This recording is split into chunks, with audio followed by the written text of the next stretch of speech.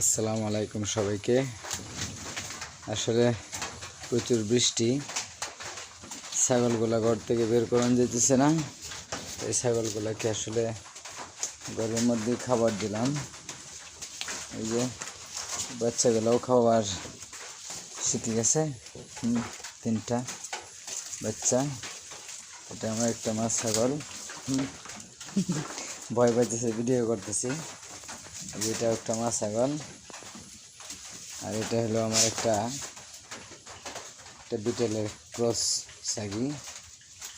এটা ইনশাল্লাহ প্রেগনেন্ট আছে। এখানে আসলে লতগুলো খুব মজা করে খাচ্ছে আর কি। এগুলোকে জার্মান লতা বলা হয় আর কি। জার্মান লতা খাচ্ছে খুব আরাম করে, দেখুন খুব মজা করে খাচ্ছে। যে ওরা তিনজন, ওরা আবার ইনশাল্লাহ খাবার শিখে গেছে। কালো দুটা খাসির বাচ্চা, আর এটা একটা হরিয়ানা ক্রস বাচ্চা আর কি। এই হইল আমার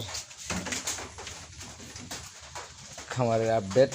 অনেকদিন পর অবশ্যই ভিডিও দেওয়া হইতেছে। যে গাছগুলো এখানে রাখা আছে।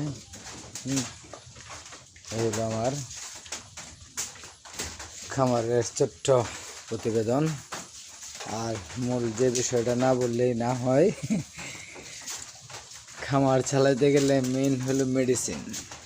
দেখেন কি পরিমাণ মেডিসিন আসলে পালন করলে হয়। দেখেন আসলে যারা খামার করেন এরা হয়তো বুঝবেন যে আসলে এগুলা কিসের মেডিসিন। এগুলা এখানে কিছু ইঞ্জেকশন আছে, যেটা জ্বরের ইঞ্জেকশন, অক্সিনিল, টাইলোকেম, পিকে পাইপ, জ্বর ব্যথা, অ্যান্টি ইনফ্লামেটরি, জেন্টামাইসিন, এটা হলো অ্যান্টিহিস্টামিন আর কি। এই যেটা হলো প্রোভিসেপ। তো সব মিলে এখানে আবার কিছু মানুষের ওষুধ আছে, যেমন এই যে মিল্ক অফ ম্যাগনেসিয়া।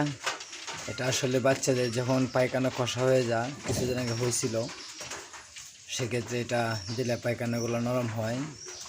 আর এই যে সাইকো ক্যাপ্ল্যান, এটা একটা মানুষের সিরাপ। এটা হয়তো এই যে পেট কামড়ির জন্য দেয় আর কি। এটা হলো এলজিন, এটাও পেট কামড়ির জন্য।